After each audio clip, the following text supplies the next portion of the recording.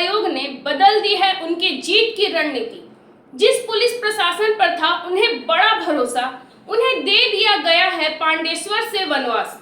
BDO वृष्टि हाजरा का हुआ तबादला, पुलिस सीआई पिंटू मुखर्जी चले गए डीआईबी दार्जिलिंग, बदल गए पांडेश्वर, फरीदपुर, अंडाल के थानेदार। भाजपा का है दावा, सीआई पिंटू मुखर्जी किया था खेला नरेन के निर्देश पर। बीजेपी कैंडिडेट जितेंद्र तिवारी के खिलाफ किया था फर्जी एफआईआर, जिसके बाद ही हुआ है यह खेला। तो पांडेश्वर में जम गया है चुनावी मुकाबला। आज विवेचना इसी मुद्दे की। आप जुड़ चुके हैं आर्थिक धारा से, अभिवादन स्वीकार करें स्मृति का। चैनल को कर ले सब्सक्राइब, लौट कर आगे बढ़ाते हैं विवेचना को।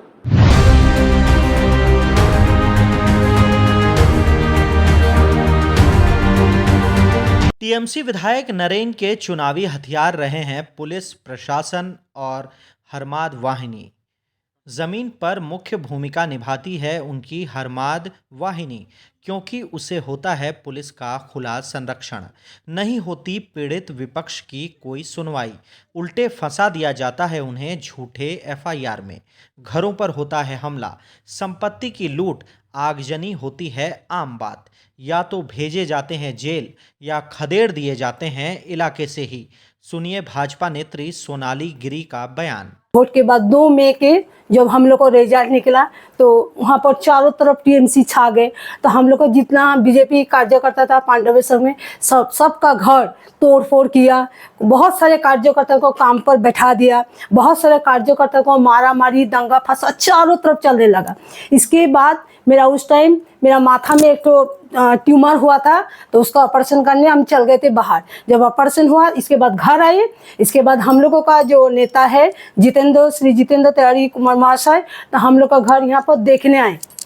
तो देखे दादा जब देखने आए उस टाइम देखे जे तृणमूल वाहिनी 5000 लड़का को लेकर आके मेरा घर में पूरा एकदम दंगा फसाद चलने लगा। पूरा ईटा पत्थर रॉड से पूरा चारों तरफ मारने लगा। इसके बाद हम बाहर गए तो देखे पूरा रॉड से, मेरा जो सामने गैरेज है वो गैरेज में पूरा रॉड से पीट रहा, बड़ा बड़ा ईटा पत्थर घर में फेंक रहा। हम गए, मेरा बाहर माथा में भी चोट लगा, मेरा पति का भी लगा था। इस बार के चुनाव में भी चल रहा था यही खेला। भाजपा प्रत्याशी जितेंद्र तिवारी के खिलाफ हुआ एफआईआर। आरोप है पार्टी का। नरेन चक्रवर्ती के कहने पर पुलिस सीआई पिंटू मुखर्जी ने किया खेला।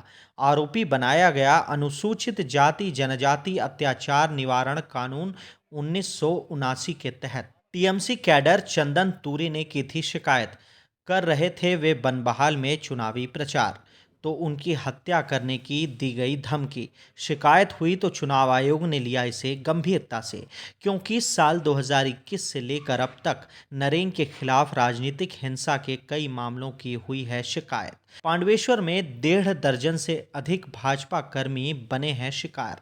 इलेक्शन कमीशन की पहली गाज गिरी बीडीओ वृष्टि हाजरा पर। उनका तबादला हो गया कल ही। 18 जिलों के 83 बीडीओ के नाम थे ट्रांसफर लिस्ट में। आयोग नहीं रहा यहीं तक सीमित। पुलिस सीआई पिंटू मुखर्जी को बाहर भेज दिया गया पांडवेश्वर से। चले गए नॉर्थ बंगाल के दार्जिलिंग डीआईबी में। आमतौर पर इसे माना जाता है डिपार्टमेंट पनिशमेंट। पांडवेश्वर विधानसभा में है 3 थाना क्षेत्र, पांडवेश्वर, अंडाल और फरीदपुर। अंडाल थाने में एफआईआर हुआ जितेंद्र तिवारी के खिलाफ। तीनों थानेदारों से चुनाव आयोग ने छीन ली उनकी कुर्सी। इन थानों के दायित्व से कर दिया गया मुक्त। अंडाल के थानेदार बने हैं गोपक पात्र। पांडवेश्वर की थानेदारी मिली है सुशोभन बैनर्जी को। फरीदपुर थाने में तैनात किए गए हैं हिमाद्री शेखर बर्मन।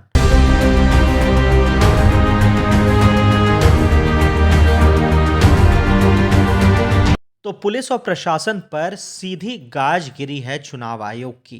तृणमूल समर्थकों में मच गया है हड़कंप, है भारी आतंक में।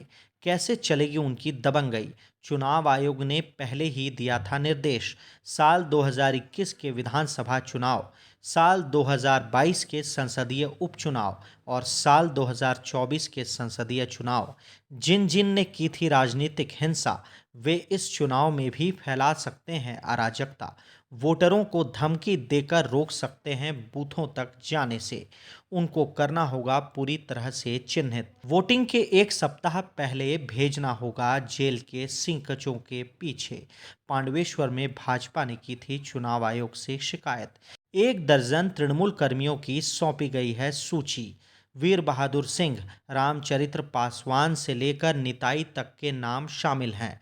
तो नए थानेदारों की क्या भूमिका होगी चुनावी हिंसा को लेकर? पूरी कड़ाई से निपटनी होगी इन नए थानेदारों को। नियंत्रित करना होगा आरोपी तृणमूल कर्मियों की गतिविधियों को। तो क्या पांडवेश्वर में इस बार बदला होगा चुनावी माहौल?